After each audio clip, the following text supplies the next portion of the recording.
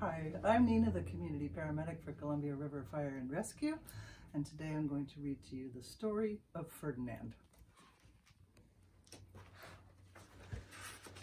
Once upon a time in Spain, there was a little bull and his name was Ferdinand. All the other little bulls he lived with would run and jump and butt their heads together, but not Ferdinand.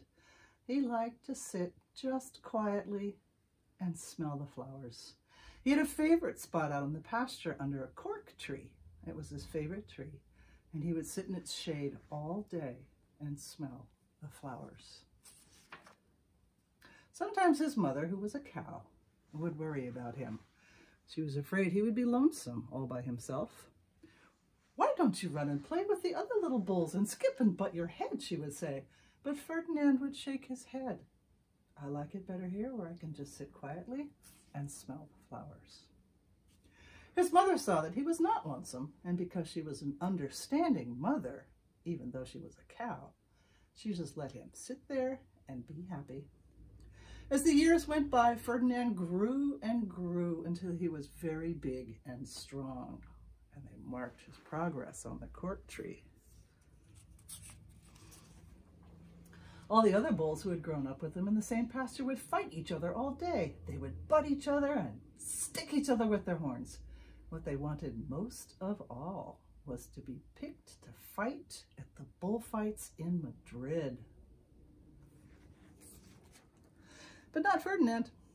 He still liked to just sit quietly under the cork tree and smell the flowers.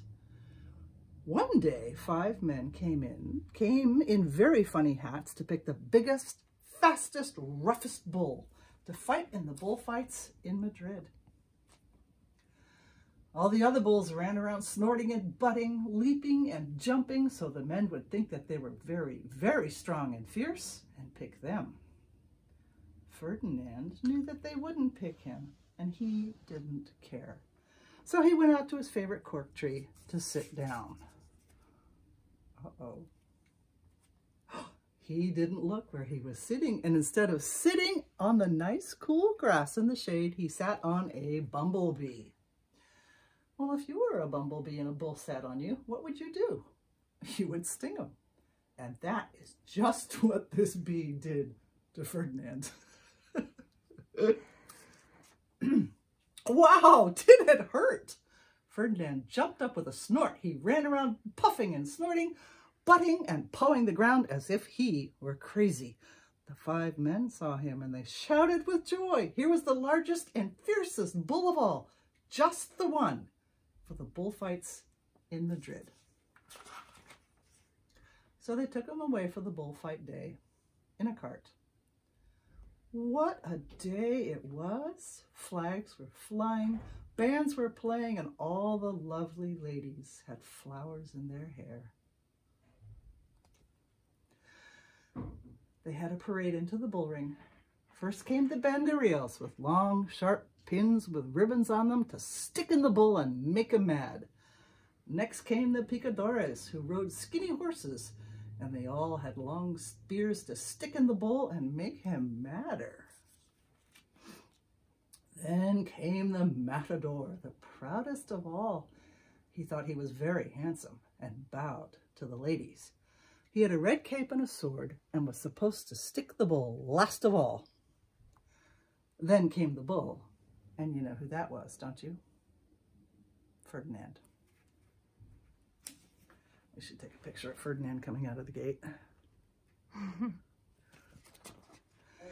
They called him Ferdinand the Fierce, and all the banderillas were afraid of him, and the picadores were afraid of him, and the matador was scared stiff. Ferdinand ran to the middle of the ring, and everyone shouted and clapped because they thought he was going to fight fiercely and butt and snort and stick his horns around. But not Ferdinand. When he got to the middle of the ring, he saw the flowers in all the lovely ladies' hair, and he just sat down quietly and smelled. He wouldn't fight and be fierce no matter what they did. He just sat and smelled. And the banderillas were mad, and the picadores were madder, and the matador was so mad he cried because he couldn't show off with his cape and sword. So they had to take Ferdinand home. And for all I know, he is sitting there still under his favorite cork tree, smelling the flowers just quietly. He is very happy.